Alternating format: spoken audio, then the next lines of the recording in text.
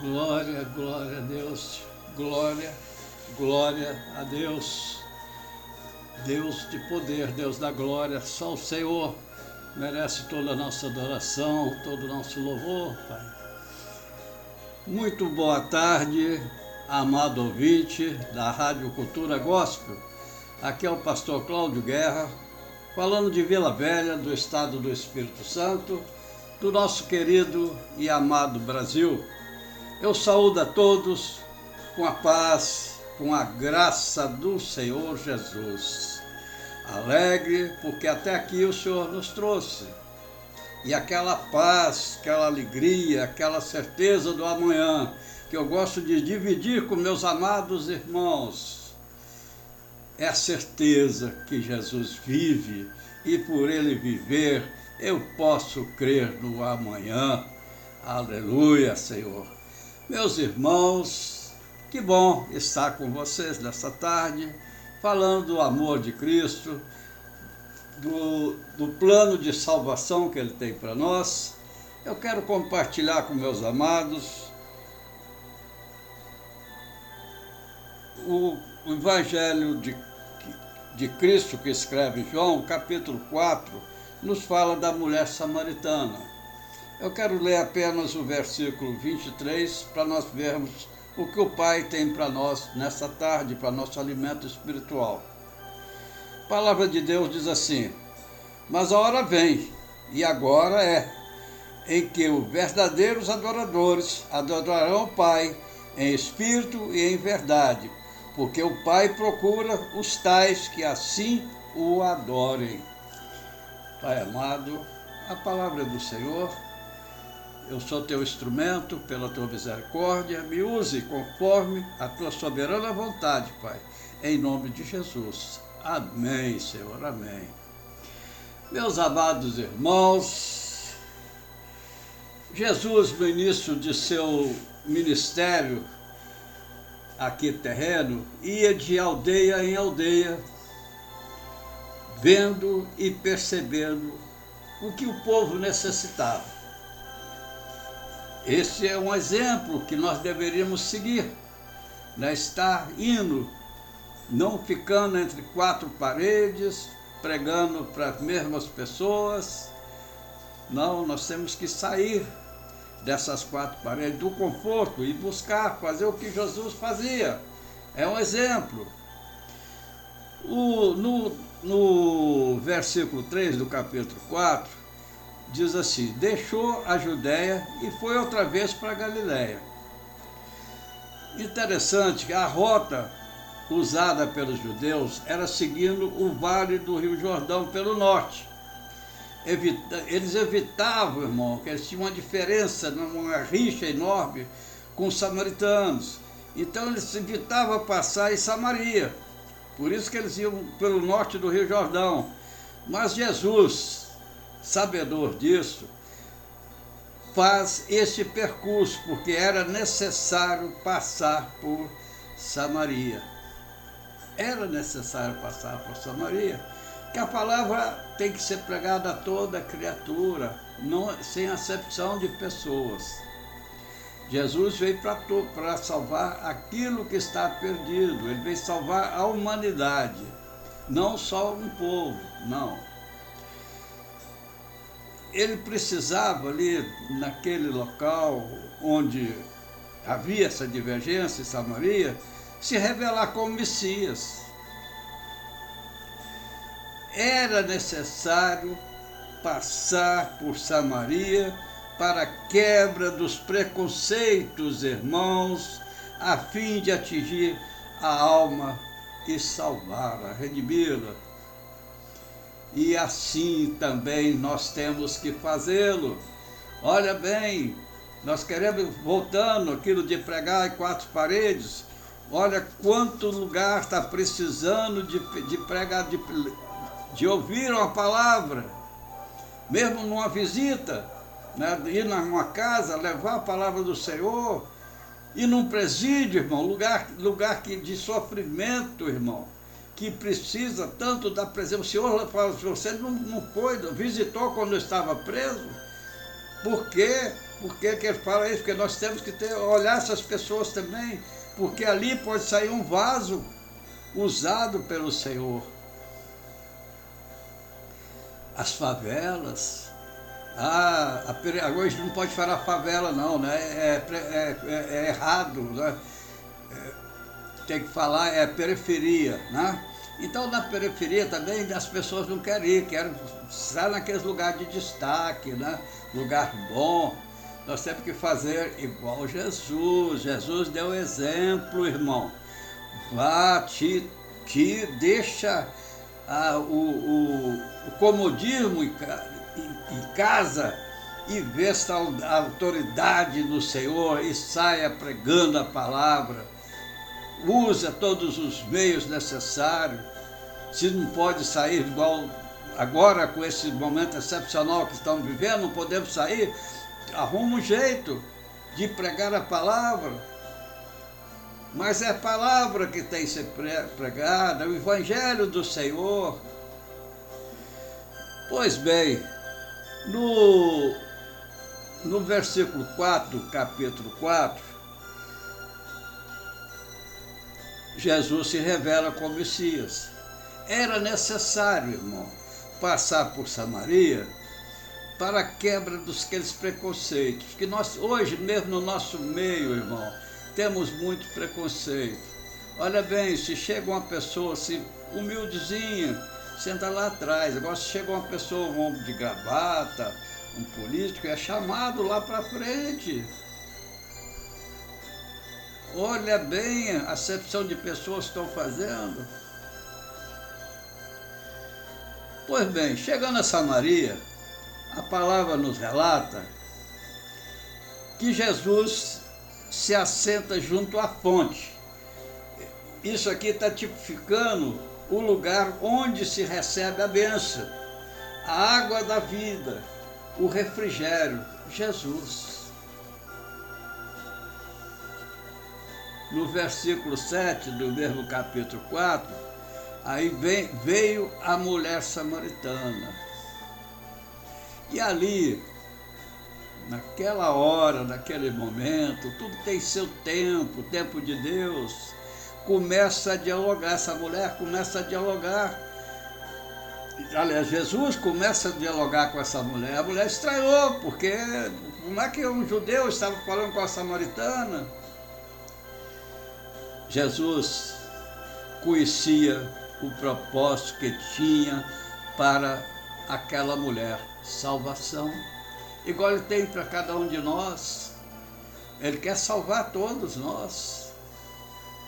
Nós não somos privilegiados, eu sou salvo porque nós somos separados, porque aceitamos Jesus. Aí somos separados. Estamos abençoados, estamos selados por Ele. Nosso coração está selado pelo Espírito Santo do Senhor.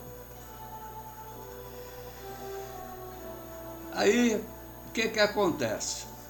Depois que tudo ouviu e sentiu, essa mulher, ela começa a compreender, olha bem, o que aquele que estava ali não tinha preconceitos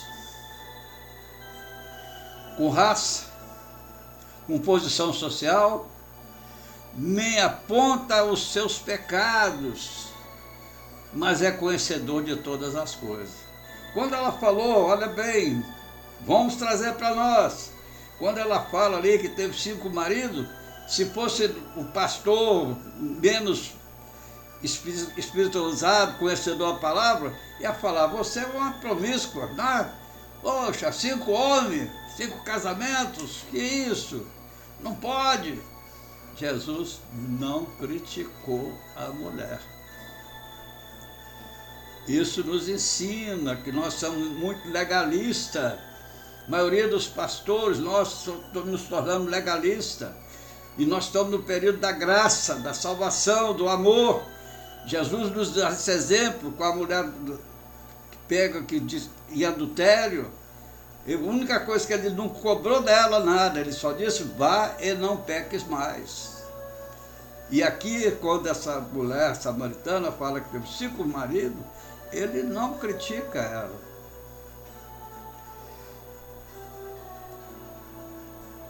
Olha bem, então, queridos, Jesus leva essa mulher a discernir, a entender o que é plano material, que é aquilo que ela vivia, e o que é plano espiritual. Ele mostra isso para ela, igual mostra para nós. É só nós abrir nosso entendimento, né? Nós abrir nosso entendimento, nós vamos entender o que Jesus quer de nós. No mesmo capítulo 4, nos versos 19, ela, mulher samaritana, diz: vejo que és profeta. Jesus revela o escondido. Né? Diante da revelação, meus amados, nossos argumentos, nossas razões, né? Nossa sabedoria cai e ficamos calados diante da palavra do Senhor. No capítulo 20, no versículo 20 do capítulo 4, a mulher faz uma pergunta para Jesus. Agora, já tocada pelo Espírito Santo do Senhor, já se sente no desejo de adorar a Deus. Aí ela pega e peça falar com Jesus: esclarece-me, Senhor, onde devo adorar? Qual é o lugar?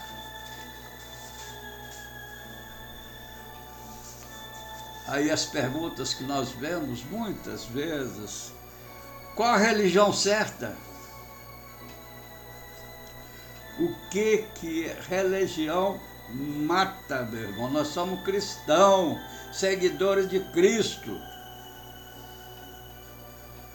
Lembra, a religião matou Cristo. O Sinédrio condenou Cristo, de uma maneira errada, mas aquilo tinha que acontecer. Era propósito de Deus, era plano de Deus. Essa pergunta de qual a religião certa, sempre nós ouvimos. Ouvimos em casa, ouvimos em todo lugar. Tem uns que dizem que toda religião leva, é a mesma coisa, leva ao Senhor. Né? Os judeus dizem que é naquela época, em Jerusalém. Era o lugar de ir adorar o Senhor. E o samaritano em Gerezim. Lugares diferentes. Talvez, meus irmãos, ela estivesse esperando, como o Senhor era judeu, ele respondesse que seria Jerusalém. Mas esse profeta responde,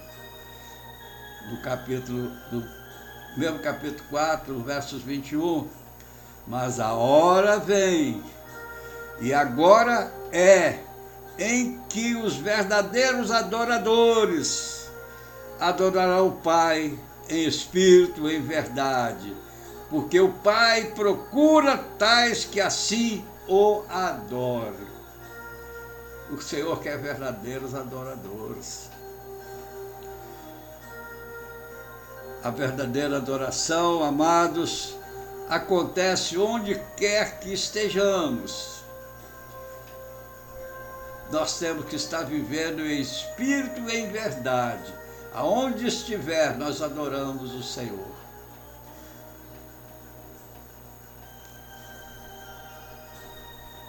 Nós não podemos, irmãos, é um ensinamento para mim, para todos nós. Não podemos ser servos só na igreja, mas no lar, no trabalho, na escola, numa condução, dentro do ônibus, onde estiver, nós temos que ser cristãos, temos que ser adoradores, ser servo, irmão. Não é aquele... Tem um pastor que brinca muito, fala com a gente que é cristão, agente secreto. Né? É só escondidinho, é secreto, é agente secreto. Mas o Senhor, meu querido, nos chamou para sermos adoradores, em todos os lugares. Os verdadeiros adoradores adora o Senhor em todo lugar, através das nossas atitudes, demonstraram a verdadeira adoração a Deus. Conforme o nosso comportamento mostra a nossa adoração a Deus. Nosso testemunho. Ser adorador, meu irmão, olha bem, ser adoradores, não só de ouvir falar, eu só estou escutando, não, mas de ter experiência com o Senhor. Busque experiência com o Senhor. Não é só ouvir a palavra, viva que você vai ter essas experiências, irmãos. A adoração nossa é uma proclamação. Proclamar a vontade de Deus. Nós temos que proclamar a vontade de Deus. Deus enviou o Filho dele para morrer por nós, para que nós pudéssemos, pelo sangue de Jesus, ser redimidos, ser lavados e justificados perante o Senhor, para nós podermos ter acesso ao Santo dos Santos e a salvação, a eternidade, na glória com o Pai.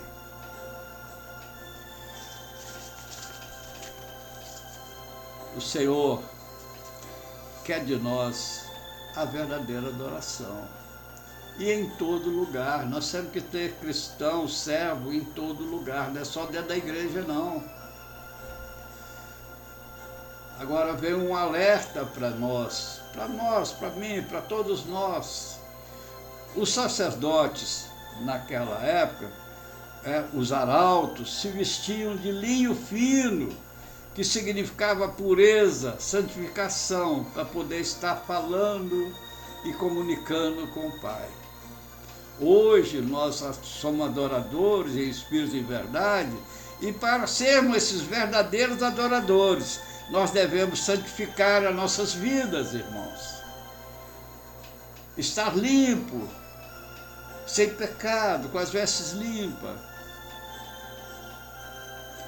Procure, irmão, os sacerdotes daquela época, os arautos, se vestiam de linho fino branco, para mostrar pureza, santificação, repetindo. E como nós vamos pregar uma palavra, ir para um púlpito, falar do Senhor, se eu não estou santificado, se eu não estou limpo, se eu tenho alguma coisa que me contra a vontade de Deus. Por isso, irmão, hoje os irmãos trouxeram a ceia para mim aqui. Eu não estou podendo sair. Lá na primeira carta de Paulo aos Coríntios, capítulo 11, versículo 23, ele nos ensina como é que para poder tomar ceia. Lá fala que devemos examinar a nós mesmos. Então, quando você for falar de Jesus, for pregar a palavra de Jesus, examine, porque a palavra dele é santa. E para você falar a palavra dele, você tem que estar santificado. Você não pode estar sujo, irmão. Você tem que estar puro, porque a palavra dele é santa e nós temos que nos tornar santo. Santo é puro, irmão, é separado das sujeiras, das coisas desse mundo. Meu querido e amado irmão, lembra, nós somos verdadeiros adoradores, que adoram o Pai em espírito e em verdade. E Ele quer os tais, que somos nós, pela misericórdia de Deus. Continue de pé, continue pregando a palavra do Senhor, continue falando das maravilhas do reino do Pai, da esperança que nós temos de estar na glória com o Pai um dia. Isso é a nossa fé, a nossa esperança. E é nosso dever como adoradores, verdadeiros adoradores, proclamar a palavra do Pai. Que Deus nos abençoe nessa tarde. que nós possamos cada vez mais ser adoradores do Senhor, não só na igreja, lembra? Mas em todo lugar, no trabalho, na escola, onde estiver, seja servo do Senhor. Amém, meus irmãos? Vamos orar ao Senhor, agradecendo ao Pai por essa palavra. Senhor nosso Deus, amado e querido Pai, nós louvamos e exaltamos o Teu santo nome, agradecemos, Senhor, por essa palavra que o Senhor nos trouxe, Pai, que nos alerta, Pai, que nós temos uma responsabilidade grande, porque o Senhor nos tem como verdadeiros adoradores, que adoram o Senhor em espírito e em verdade, Pai. Pai, levante homens verdadeiros, homens que adoram o Senhor, que fala, Pai, o Teu Evangelho, que prega o Teu Evangelho, que pega as boas novas de nosso Senhor Jesus Cristo. Levante homens assim, Pai. A igreja está precisando, Pai. A obra está precisando, Pai. Senhor, nosso Deus, cuide de nós, tome em Tuas mãos nossas vidas para cuidar, Pai, porque nós somos carentes, dependentes do Senhor, Pai.